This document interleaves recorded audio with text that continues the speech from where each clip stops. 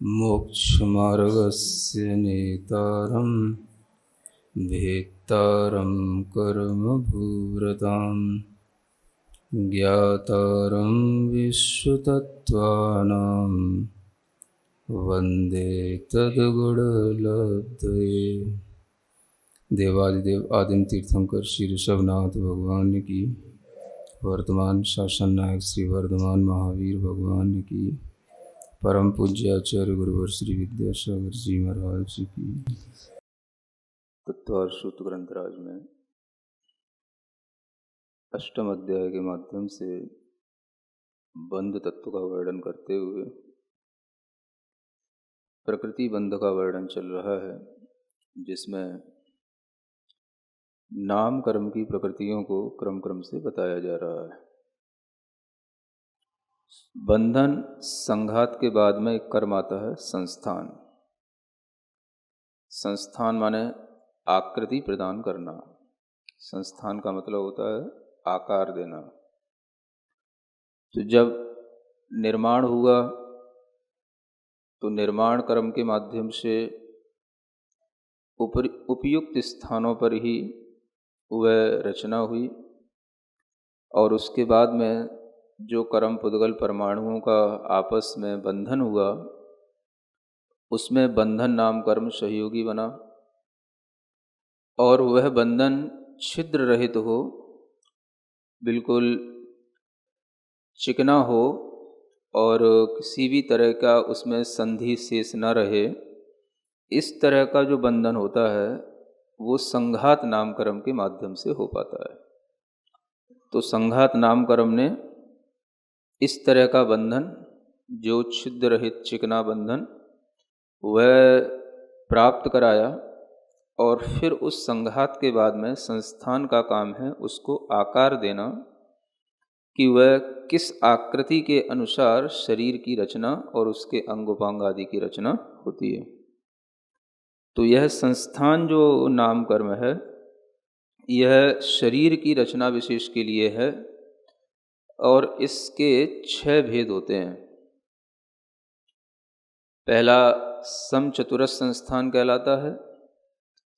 समचतुरस संस्थान का मतलब होता है, सम माने समान, चतुरस्र माने जिसके चारों कोने या चारों प्रकार की चौतरफा डिजाइन जिसकी समान हो, चौकोण भी जिसे आप अपनी भाषा में बोलते हैं, और वह समानता के साथ चौकोन आकार को लिए हुए जो संस्थान माने आकृति बनती है, उसे समचतुरस्र संस्थान कहा जाता है। तो इस समचतुरस्र संस्थान को ही यहाँ पर सर्वश्रेष्ठ संस्थान कहा जाता है। सबसे अच्छा जो शरीर का आकार होता है, जिसमें शरीर को देखने पर उसके सभी नीचे से लेकर ऊपर तक के शरीर की जो रचना है वो कहीं पर भी बेडोल ना हो, वह हर जगह पर सम आकार को लिए हुए और अंग उपांग आदि की बिल्कुल यथा नाप जैसी होती है उसी नाप के अनुसार हो, तो वह समचतुरस्र संस्थान कहलाता है। जितने भी अच्छे अच्छे लोग होते हैं, बड़े बड़े महापुरुष, उन सबके पास में यह समचतुरस्र संस्थान ही होता है। चाहे तीर्थंकर हों, चक्रवर्ती हों, नारायण हों, कामदेव हों, बलदेव हों, ये सभी के पास में इसी तरह का ये संस्थान रहता है। और जो भी देव होते हैं वो देव भी सभी समचतुरस्र संस्थान वाले ही होते हैं। चाहे वो देव भवनवासी हों, व्यंतर हों, ज्योतिषी हों, कल्पवासी हों, कल्पातीत हों, अहमेंद्र हों या इंद्र हों, सभी के लिए यह संस्थान समचतुरस्र संस्थान ही रहता है।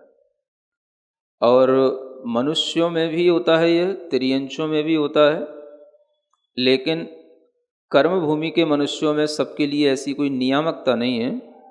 हो भी सकता है, नहीं भी हो सकता है, किंतु भोग भूमि के जो जीव हैं उनके लिए नियामकता है। भोग भूमि के जीवों में नियम से यही संस्थान होता है। दूसरा संस्थान होता है निग्रोध परिमंडल संस्थान। बट का जो पेड़ होता है, बट वृक्ष, उसको निग्रोध के रूप में कहा जाता है। और परिमंडल का मतलब होता है उसके ऊपर का गोला, घेराव, जो उसका मंडल है वो चारों ओर का, वो परिमंडल कहलाता है। तो निग्रोध के समान जिसका परिमंडल हो जिस शरीर का, वो कहलाता है निग्रोध परिमंडल संस्थान। तो बट वृक्ष में जैसे नीचे उसका फैलाव कम होता है, ऊपर फैलाव ज़्यादा हो जाता है। तो उसी तरीके से जिन शरीरों में नाभि से नीचे के अवयव, पैर, जंघा इत्यादि, वो तो छोटे हों और ऊपर के स्थान जो है फैले हुए हों, तो वो निग्रोध परिमंडल का रूप ले लेता है। तीसरी जो होती है वो इसकी ठीक विपरीत होती है।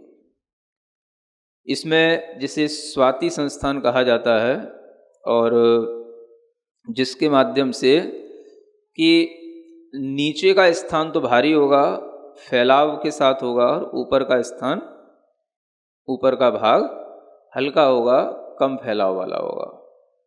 तो इस तरीके का जो स्वाति जिसे बोलते हैं, एक बामी टाइप की, तो उसकी ही आकृति की तरह यह रचना होती है जब शरीर की, तो वह स्वाति संस्थान कहलाता है। अब ये रचनाएं किसी के हाथ में नहीं है। ये किसके हाथ में है? ये सिर्फ नाम कर्म के हाथ में है। हम अपनी रचनाओं को मेंटेन तो कर सकते हैं, लेकिन बना नहीं सकते हैं, ना उनको बिगाड़ सकते हैं। जो जैसा बन जाता है कर्म के साथ में, कर्म के उदय में, उस तरीके से ही उस जीव को उस शरीर की आकृति के साथ में रहना होता है ना। तो इस तरह से ये जो शरीर के आकार हैं, समचतुरस्र संस्थान, निग्रोध परिमंडल संस्थान, स्वाति संस्थान, वामन संस्थान होता है।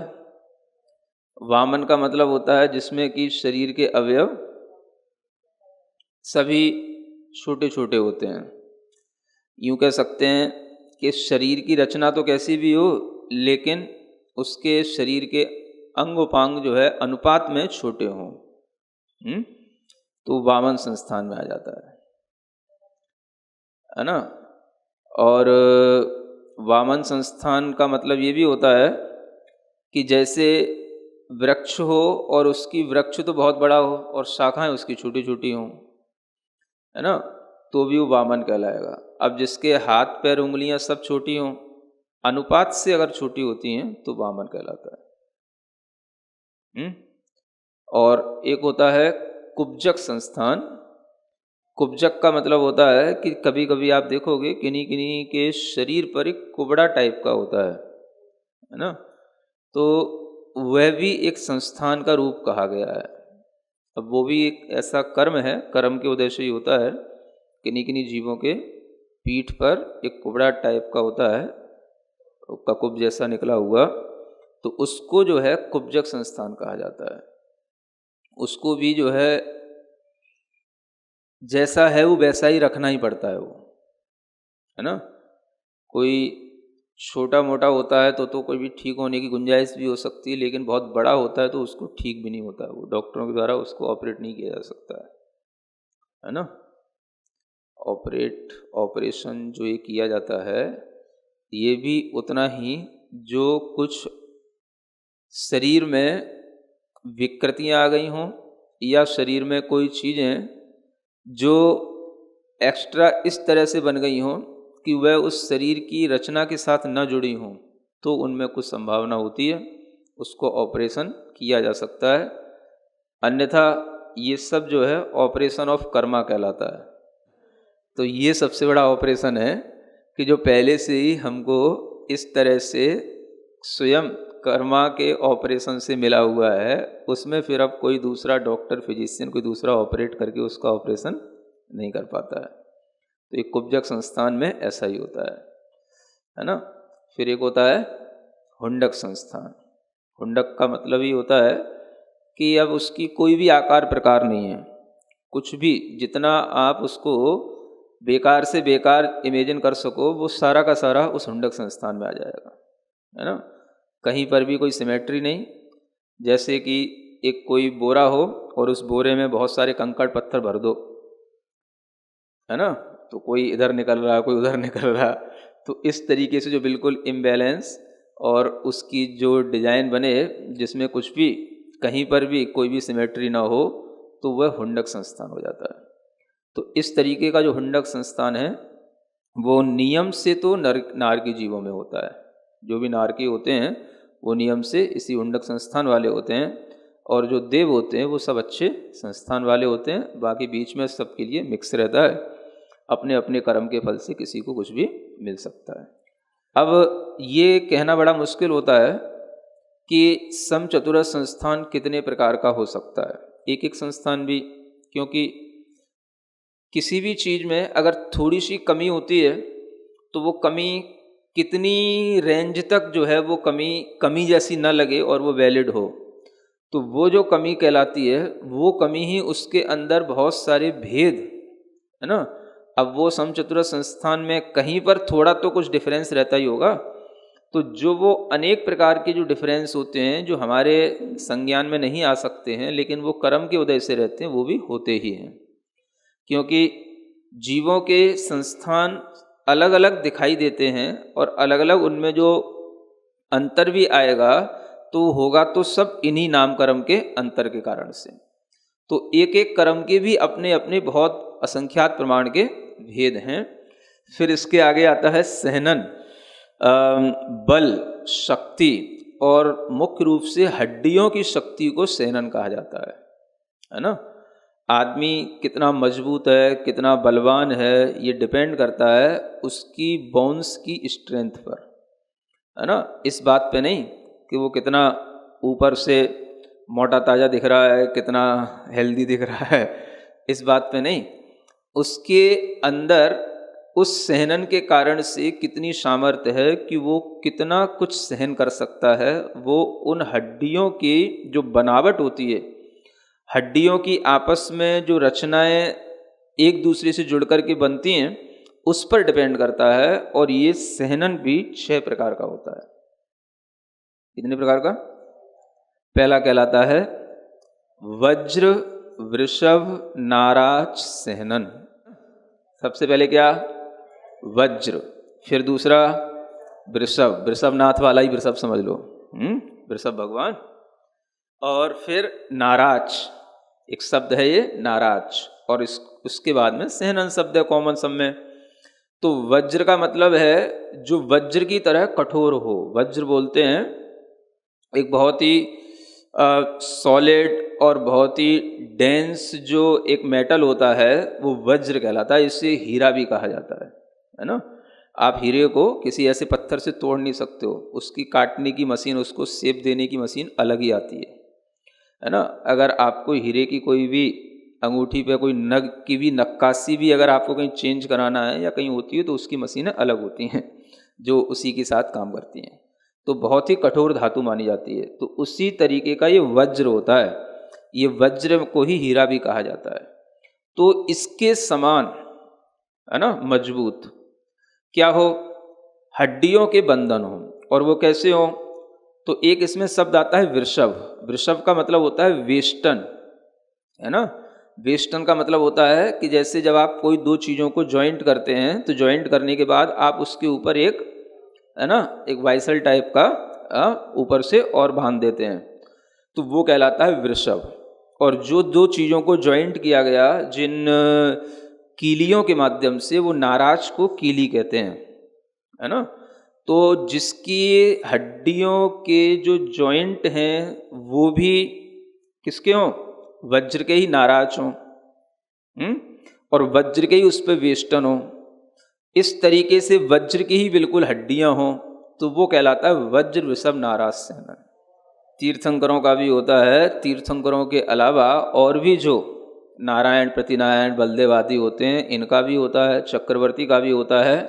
और एक बहुत ही फेमस दृष्टांत तो आप लोगों को पता ही होगा, जिसे कहा जाता है हनुमान जी गिर गए और एक नीचे पत्थर की शिला थी और उस पर जाकर के वो गिर गए। एक बच्चा है अभी का हुआ और वह शिला तो चूर चूर हो गई लेकिन उनका कुछ नहीं हुआ, है ना। ऊपर जो विमान में जो लोग चल रहे हैं वो सब एकदम से घबरा गए, नीचे देखा क्या हुआ बालक का, तो बालक तो खेल रहा है और शिला चूर चूर हो गई। क्यों हो गई? क्योंकि शिला तो पत्थर ही है, जो वज्र है हड्डियों का वो जो है उसकी जो ताकत है वो शिला से कई गुना होती है, तो वो शिला को भी तोड़ने के काम में आती है। तो ये एक नमूना है। इसलिए वज्र के जिसके अंग हों और वज्र जैसा जिसमें बल हो उसको बोलते हैं वज्र अंग बली, वज्रंग बली इसलिए कहा जाता है वज्र अंग। तो वज्र तो अपने बोलने में प्राकृत लैंग्वेज की तरह बोलते बोलते वज्र को है ऐसे बोलते नहीं, कई बार यूपी नहीं बोलते, अरे भाई बहुत जो कोई मतलब बलवान हो जिस पे कोई असर ही ना पड़े किसी चीज का, बड़ा वज्र का बना है क्या? वज्र माने वज्र को ही वज्र बोला जाता है। तो वज्र के जिसके अंग हो उसको कहते हैं बजरंग, वज्र का ही बजरंग हो गया। उसी के समान जिसके पास बल हो बजरंग बली, इसलिए बजरंग बली कहलाते हैं, है ना। वैसे तो बजरंग बली जितने भी तीर्थंकर हैं सभी होते हैं। भगवान महावीर भी बजरंग बली हैं, आदिनाथ भी हैं, पार्श्वनाथ भी हैं, बाहुबली भी हैं, भरत भी हैं, सभी बजरंग बली है ना। अब दूसरे नंबर का वज्र के साथ में जो वृषभ जुड़ा हुआ है उसको हटा दो। क्या हट गया? वृषभ हटा दिया। वृषभ माने ऊपर का जो वेष्टन था, है ना, जो उसकी और मजबूती के लिए होता है, वो ऊपर की मजबूती ऊपर की वो हट गई, वेष्टन हट गया। लेकिन जो हड्डियों की आकृति है वो वज्र के ही समान है, और जो हड्डियां अभी भी आपस में जॉइंट हैं वो नाराज से ही जॉइंट हैं, और वो भी वज्र के ही नाराज हैं, है ना।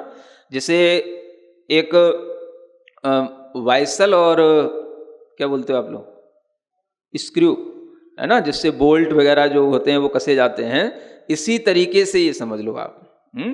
तो जिसमें वज्र का अब केवल नाराज है और वज्र की आकृति वाली हड्डियां हैं, तो इस तरह से वो हड्डियां आपस में जुड़ करके और उन वज्र की कीलियों से जुड़ी हुई हैं, लेकिन अब उसके ऊपर वेष्टन नहीं है, तो उसको समझना चाहिए वज्र नाराज सेनन, है ना। दूसरा सेनन है ये थोड़ा सा उसकी अपेक्षा से तो कमजोरी हो गया। तो इस तरीके का जिसको सेनन होगा, शक्ति होगी, जिनके अंदर इस तरह की हड्डियों की रचना होगी, उसको कहा जाएगा वज्र नाराज सेनन वाला जीव। सुन रहे हैं? इन सेहननों के होने पर ही बड़े बड़े अच्छे अच्छे काम होते हैं और बुरे से बुरे भी काम होते हैं, और बड़े बड़े अच्छे अच्छे फल भी मिलते हैं और बुरे से बुरे भी फल मिलते हैं। ऊपर जाने के लिए भी आपको वज्र वृषभ नाराज सेनन ही चाहिए। कितना ऊपर जाना चाहते हो? मोक्ष जाना है तो भी वज्र वृषभ नाराज सेनन चाहिए।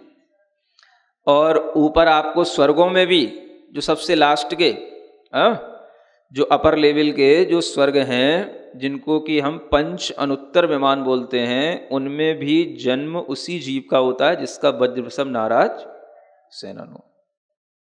ठीक है ना। नाराज सेनन वाले का, वज्र नाराज सेनन वाले का अनुत्तर विमान में नहीं होगा, अनुदिश तक उसका जन्म रह जाएगा, अनुदिश विमान में उसका जन्म होगा वहां तक। तो ऐसे जैसे जैसे सेनन कम होते जाएंगे, ऊपर ऊपर के जो विमान हैं उनमें भी जो है उसकी दूरी नीचे नीचे रह जाएगी, कम होती जाएगी, क्योंकि उसी तरीके की शक्ति के साथ में उतना पुण्य अर्जित होता है, उसी तरीके की शक्ति से उस तरह के ध्यान होते हैं जिससे उस तरह की कर्म की निर्जरा हो और पुण्य का बंध हो जो वहां तक ले जाए। तो ये सेहनन पर डिपेंड करता है। ध्यान करना भी सेहनन पर होता है, कर्म करना भी सेहनन पर होता है। कर्म की शूरता वो भी शक्ति के अनुसार होती है, और धर्म में भी शूरता शक्ति से ही आती है। इसलिए कहा जाता है जो कम में सूरा सो धम में सूरा। जो बड़े बड़े हथियार चलाना जानते हैं वो फिर जो है बड़े बड़े चक्र चलाना जानते हैं, बड़े बड़े युद्ध करना जानते हैं, वही लोग कर्मों से युद्ध करते हैं, वही लोग ध्यान के समाधि के चक्र अपने अंदर चलाते हैं, और वही लोग जो है इस तरह से धर्म में भी शूर होकर के बड़े बड़े पदवियों को प्राप्त करते हैं। तो ये अच्छे फलों के लिए भी इस तरह के सेनन होते हैं, और जब कोई बुरा फल मिलता है नरकों में जाने के लिए, जब लोग अधिक से अधिक पाप करते हैं तो उसके लिए भी सप्तम नरक में पहुंचने के लिए छोटे मोटे सेनन वाले नहीं पहुंचेंगे, वज्र वृषभ नाराज सेनन होना चाहिए। तो ये अच्छा वाला सेनन होगा तो ही अच्छा 7वां नरक मिलेगा, नहीं तो ऊपर के नरकों में ही रह जाओगे, है ना। हाँ, तो अभी वर्तमान में तो ना तो आपके लिए किसी के लिए, हमारे लिए किसी के लिए भी ना तो मोक्ष है और ना ही बहुत बड़े बड़े ऊपर के अनुदिश और अनुत्तर विमानों वाले स्वर्ग मिलने वाले हैं, और ना ही नीचे के नरक मिलने वाले हैं, क्योंकि ये सब लोग बीच के हैं, है ना। क्योंकि पंचम काल में ये ऊपर वाले जो 3 सेनन है वो तो होते ही नहीं। तो वज्र वृषभ नाराज सेनन पहला, दूसरा वज्र नाराज सेनन, और तीसरा अब रह गया केवल नाराज सेनन, है ना। अब इस तीसरे सेनन में वज्र का कोई काम नहीं रहा, सिंपल रह गया। नाराज में इतना जरूर है कि वो जो हड्डियां हैं नाराज से सहित हैं, कीलियों से सहित हैं, वेष्टन उनके ऊपर भी नहीं है, लेकिन अब वज्र जैसे कोई चीज़ नहीं रह गई, वो सिंपल कीलियों से जुड़ा हुआ वह हड्डियों का समूह रहेगा। आपस में उनमें जो संधियां बनी रहती हैं उसके कारण से वो कीलियों से आपस में जुड़े रहती हैं और उनमें नाराज के माध्यम से उनमें मजबूती बनी रहती है। तो वज्र नहीं होने के कारण से ये तीसरा सेनन भी नाराज सेनन है, ये भी उत्तम है। इससे भी जो है मतलब ध्यान, धर्म ध्यान, शुक्ल ध्यान की योग्यता आती है, लेकिन ये भी वर्तमान में ऐसा सेनन भी नहीं होता। 3 सेनन ये उत्कृष्टता में आ जाते हैं। अब इसके बाद में जो आता है वो है अर्ध नाराज सेनन। अर्ध मैंने अब वो नाराजपना जो है, कीलियां जो किसी चीज को अगर हमने जोड़ा हो और कीलियां दोनों आर पार निकल गई हों तो वो चीज अच्छी मजबूती से जुड़ती है। अब अर्ध नाराज में क्या होगा कि कीलियां एक तरफ तो जुड़ी होंगी और दूसरी तरफ नहीं जुड़ी होंगी, इसलिए उसको अर्ध नाराज कहा जाएगा, है ना। एक साइड तो जो है आपको कीलियों का जॉइंट दिखाई देगा, दूसरी साइड वो जॉइंट निकल के नहीं आएगा, तो आधा जुड़ा है, आधा जो है हिलगा हुआ है। तो वो कहलाता है अर्ध नाराज सेनन। इस तरीके से जो शरीरों के अंदर जो हड्डियों के जॉइंट हों तो उनको जो है अर्धनाराज सेनन कहा जाता है। फिर इसके बाद में आता है कीलक सेनन, है ना। ये 5वें नंबर का सेनन है। तो कीलक सेनन में बस ये समझ लो कि हड्डियों की शेप इस तरीके से होती है कि उनकी जो संधियां होती हैं वही आपस में जुड़ जाती हैं, हड्डियों में ऐसे हड्डियां फंस गई, है ना, तो वही उसके लिए जोड़ने का काम कर लेती हैं। तो हड्डियां आपस में भी जुड़ी रहने का नाम ये कीलक सेनन कहलाता है। और 6वां जो होता है वो असंप्राप्ता श्रपाटिका सेनन। असंप्राप्त श्रपाटिका सेनन का मतलब यह है कि जैसे जो रेंगने वाले जीव होते हैं उन्हें सरीसृप जाति के जीव कहा जाता है। तो उस तरह के जीवों में जो हड्डियों के आपस में बंधन होते हैं वो बड़े लचीले होते हैं, कठोरता नहीं होती। जैसे आपने कभी सांप देखा हो, है ना, या कोई छिपकली वगैरह हो, तो ऐसे जो ये सरीसृप जाति के जीव होते हैं इनके शरीर के अंदर की हड्डियां, उनकी जो शिराएं होती हैं, मतलब बोन्स के साइड से फैली हुई जो शिराएं होती हैं उनसे ही केवल विधि हुई होती हैं, है ना। जो शिराएं होंगी और जो वहाँ पर मांस होगा उससे ही केवल वो बंधी हुई होंगी, आपस में हड्डियां बंधी हुई नहीं होती हैं, है ना। तो इसको बोलते हैं असंप्राप्ता श्रपाटिका सेनन। तो इस तरीके का सेनन सबसे जघन्य होता है, हल्के दर्जे का होता है। ये जीव कभी भी, कोई भी इसके ऊपर छोटी सी भी कोई चीज गिर पड़े तो टूट जाता है। तो इस तरीके के सेनन के माध्यम से कोई भी बड़ा धर्म ध्यान नहीं हो सकता, कुछ नहीं हो सकता। तो ये 3 प्रकार के जो लास्ट के सेनन हैं इन्हीं को पंचम काल में होना बताया गया है। पंचम काल में सब जीवों को अगर होंगे तो लास्ट के 3 सेनन होते हैं, है ना, ऊपर के 3 सेनन नहीं होते हैं। और अगर इन 3 सेननों के हिसाब से हम स्वर्गों की व्यवस्थाएं देखें तो आचार्य कहते हैं कि लास्ट सेनन वाला भी जो है लगभग सौधर्म ईशान स्वर्ग से लेके लांतव काफी स्वर्ग तक पहुंच सकता है ना, इतना उसमें भी योग्यता रहती है। सेकंड लास्ट वाला जो होगा वो उससे भी ऊपर पहुंच जाएगा, है ना। मतलब ये समझ लो कि वो जो है 12वें स्वर्ग तक पहुंच सकता है। और थर्ड वाला होगा तो वो जो है 16वें स्वर्ग तक पहुंच सकता है। तो अधिक से अधिक ये 16वें स्वर्ग तक पहुंचना भी जो है वर्तमान में कठिन है। सब कुछ जो है 12वें स्वर्ग तक ही एंड हो जाता है। तो स्वर्ग में कहीं पर भी हो उससे कोई फर्क नहीं पड़ता। आपके लिए तो पहला भी स्वर्ग बहुत बड़ा स्वर्ग है जिसमें सौधर्मेंद्र रहता है। तो स्वर्गों की ऊंचाइयां नापने से कोई मतलब नहीं, स्वर्ग की प्राप्ति होना ही अपने आप में बड़ी चीज होती है। तो इस तरह से इन सहननों के आधार पर ही धर्म ध्यान शुक्ल ध्यान होते हैं। जैसे जो जीव छपक श्रेणी पर चढ़ने वाले होंगे तो वो तो नियम से वज्र वृषभ नाराज सेनन वाले ही होंगे, क्योंकि छपक श्रेणी को आरोहण करने वाले जीव अष्टम, नववें, 10वें, 12वें गुण स्थान में जाने वाले जीव नियम से मोक्ष की प्राप्ति करते हैं, केवल ज्ञान प्राप्त करते हैं। तो ऐसे जीव नियम से वज्र वृषभ नाराज सेनन वाले होते हैं। उपसम श्रेणी पर चढ़ने वाले जीव ऊपर के तीनों सेनन वाले हो सकते हैं, लेकिन छपक श्रेणी पर जो जीव चढ़ेगा, जो जीव केवल ज्ञान को प्राप्त करेगा, वो नियम से वज्र वृषभ नाराज सेनन वाला ही होना चाहिए। तो जो हड्डियां मिली हैं उनकी मजबूती जो रहती है वो चीज़ अलग है, और जो ये चीज़ें हम ऊपर से बनाते हैं, सिक्स पैक और ये सब चीज़ें, इनसे कुछ नहीं होने का। तो ये तो सब जब तक कर रहे हो तब तक है, जिस दिन छोड़ दोगे उस दिन बिल्कुल लुज्ज-पुज्ज हो जाओगे है ना। तो ब्लड चेंज तो हो सकते हैं, लेकिन किसी की भी ऐसी जो बोन्स की जिस तरीके से रचना बनी हुई है वो कभी भी चेंज नहीं हो सकती है। तो इस तरह की जो एक स्वयं बनी हुई व्यवस्था कर्म के उदय से है, हम उसको भी ध्यान में रखें, है ना। हम डॉक्टर को भगवान कहते हैं, भगवान को भगवान कहते हैं, कर्म को कभी भगवान नहीं कहते हैं। तो सबसे बड़ा भगवान कौन है? जो ये कर्म है ना, जिनसे ये संस्थान बन रहा है, जिनसे ये सहनन मिल रहा है, ये सबसे बड़े कर्म है। इन्हीं कर्मों के फल से धर्म ध्यान शुक्ल ध्यान होते हैं। तो जिन व्यक्तियों के अंदर इस तरीके की सहनन शक्ति हो गई है वो ही ध्यान कर पाते हैं। ध्यान में एकाग्रता आना, आप कहते हो एकाग्रता नहीं आती, तो एक तो ये है कि आपके लिए डिस्ट्रैक्शन ज़्यादा है इसलिए एकाग्रता नहीं आती।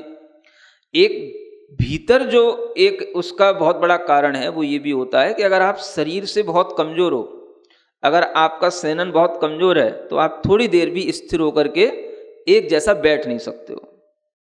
तो ये आपकी स्थिरता की कमी के कारण से ध्यान की कमी होती है। इसलिए ध्यान उन्हीं के लिए लगता है जिनके लिए आसन की स्थिरता होती है। जब ज्ञानाड़ा पढ़ा रहा था तो उसमें आसन का प्रकरण भी आपको पढ़ाया है ना, तो कभी सुनना। तो जो आसन को लगा पाएंगे वही ध्यान को अच्छे ढंग से कर पाएंगे, और आसन उन्हीं से लगेगा जिनके पास में कुछ सहनन हो भीतर से, है ना। इसलिए जैसे आप देखोगे बहुत से लोग ऊपर से बड़े कोमल से दिखते हैं, लेकिन भीतर उनकी स्ट्रेंथ अच्छी होती है। सुकमाल मुनि का नाम तो सुना ही है ना है ना। तो ऊपर से तो इतना कि जो है, अगर तुम्हारे ये कितने भी अच्छे ग्रेनाइट के और कितनी अच्छे टाइल्स लगे हो, इन फर्शों पे भी तो कभी चले नहीं होंगे वो, और इन पे भी चलने में उनके पैर छलनी हो जाएं, इतने कोमल। समझ आ रहा है? अब भीतर उनका सहनन कब देखने को मिलता है? जब वो तपस्या करने लग जाते हैं, है ना। ठीक है ना। तो इस तरीके के जो आपने उदाहरण सुने हैं कि सुकमाल मुनि छलनी छलनी हो गए, पैरों से खून निकल रहा है, लेकिन जब श्यालनी ने काटा तो डगमगाए नहीं, वो उनका सहनन था, धैर्य था, शक्ति थी। ये इस सहनन से होता है ना। तो इस तरीके से इन चीजों को हम समझें, अच्छी इसलिए कह रहा था, अच्छी इंटरेस्टिंग चीजें। आगे और बढ़ते हैं। स्पर्श, रस, गंध और वर्ण, ये भी 4 कर्म के नाम हैं, और इनके माध्यम से भी शरीर के अंदर ये 4 चीजें उत्पन्न होंगी। और ये इसलिए भी क्योंकि शरीर की रचना पौद्गलिक है, और पुद्गल का ये गुण है स्पर्श, रस, गंध, वर्ण। तो जब अनेक पुद्गल, अनंत पुद्गलों का ये मिला हुआ जब ये इतना स्थूल शरीर बनता है, तो इसमें भी एक कोई स्पर्श है, कोई रस है, कोई गंध है, कोई वर्ण है, ये इसके लिए अवश्य ही प्राप्त हो जाता है। तो ये भी सब अंतरंग में तो नाम कर्म का उदय है, और बाहर जो है इस 9 कर्म शरीर में, पुद्गल में, इस तरह के ये जो स्पर्श आदि महसूस होते हैं, ये इनका फल होता है ना। तो जो आपने सुन रखा है स्पर्श कितने प्रकार का होता है? 8 प्रकार का होता है ना। कैसा? हल्का, भारी, है ना, ठंडा, गरम, चिकना, नरम, कठोर और कोमल। ये जो 8 प्रकार का स्पर्श है, हर किसी के शरीर में कोई ना कोई इस तरह के स्पर्श होंगे। इसी तरीके से 5 प्रकार का रस होता है ना, खट्टा, मीठा, कड़वा, कसायला, चरपरा। तो उसी को आप जान लो, ये 5 प्रकार के रस हैं। तो शरीर में ये रसों की उत्पत्ति, इन रसों का भी कुछ ना कुछ उस शरीर के साथ में फल जरूर उस शरीरों को मिलता है ना। अब जो ये रस के नाम गिनाए जा रहे हैं, कड़वा, खट्टा, कसायला, तो ये तो जो है स्पेशल आपको पता है। खट्टा है तो भाई नींबू होगा, खट्टा है। ऑरेंज ले आओ, खट्टा है, तो ये तो आपको खट्टा हो गया। चरपरा है तो आप मिर्ची ले आए, चरपरी हो गई, ठीक है ना। कटु है तो करेला ले आए, कटु हो गया। कसायला, आंवला ले आए, हो गया। ये सब चीजें भी जो बनी हुई हैं, इनमें भी ये जो जीव रहते हैं, उन जीवों के ही फल से वो उनके यह रस उत्पन्न होते हैं। नहीं समझ में आया? जैसे अगर नींबू में खट्टापन है तो नींबू में चूंकि वो वनस्पति का एक है, तो उस एकेंद्रीय जीव के अंदर इस तरीके के उन शरीरों की ये सब मतलब रस मिलकर के ये खट्टे रस के रूप में ये सामने आ जाता है ना। तो स्पेशली देखने में आएगा रस का उदय, खट्टा, तीखा वगैरह, तो ऐसे एक इंद्रिय आदि जीवों में देखने में आ जाएगा। लेकिन शरीर में सब जो भी जीव होंगे, 2 इंद्रिय, 3 इंद्रिय, 4 इंद्रिय, 5 इंद्रिय, सबके शरीर में ये स्पर्श रस गंध वर्ण का उदय रहता है। गंध तो आप जानते ही 2 प्रकार की है, अच्छी और बुरी, तो बस वो 2 प्रकार की गंध हो गई। और वर्ण जो है कलर माने 5 प्रकार का कलर होता है ना, लाल, पीला, सफेद, काला और एक नीला। ऐसा करके बाकी सब कॉम्बिनेशन से बन जाते हैं। तो ऐसे करके 5 प्रकार के कलर समझ लो, है ना। और कहीं कहीं थोड़ा बहुत जो अंतर भी आता है कलरों में, तो वो भी जो है इसी रूप में आ जाता है। कहीं काला नीला की जगह पर कहीं कहीं हरा भी आ जाता है, तो किसी नीले की जगह पर कभी हरा भी आ जाता है। तो ये 5 प्रकार के कलरों के भी जो शरीर दिखाई देते हैं, वो भी ये वर्ण नाम कर्म के कारण से होते हैं, है ना। अब एक होता है आनुपूर्वी नाम कर्म। कौन सा?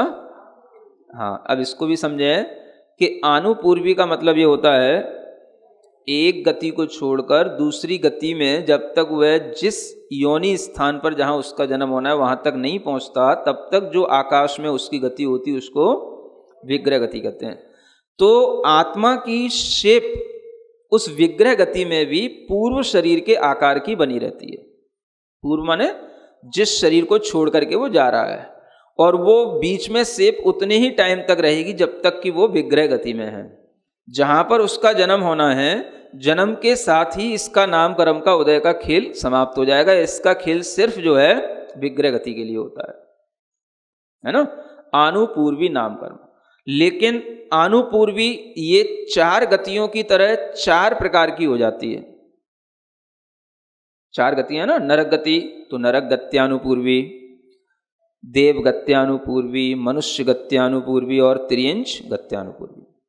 अब ध्यान में ये रखना है कि नरक गत्यानुपूर्वी का मतलब यह है कि जो नरक की ओर उस आत्मा को ले जाए। किसकी ओर ले जाए? नरक की ओर ले जाएगी जो गति ये आनुपूर्वी, उस कर्म का नाम कहलाएगा नरक गत्यानुपूर्वी। लेकिन जो विग्रह गति में उस आत्मा की जो आकृति रहेगी वो पूर्व शरीर के आकार की रहेगी। यानी वो मनुष्य के शरीर को छोड़ के जा रहा है तो विग्रह गति में मनुष्य की आकृति रहेगी। त्रियंच के शरीर को छोड़ के जा रहा है तो त्रियंच की आकृति रहेगी।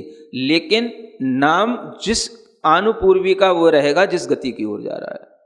तो नरक गति की ओर जाने वाले जीव के लिए नरक गत्यानुपूर्वी, देव गति की ओर जाने वाले जीव के लिए विग्रह गति में पूर्व शरीर का जो आकार रहेगा उसका नाम कहलाएगा देव गत्यानुपूर्वी।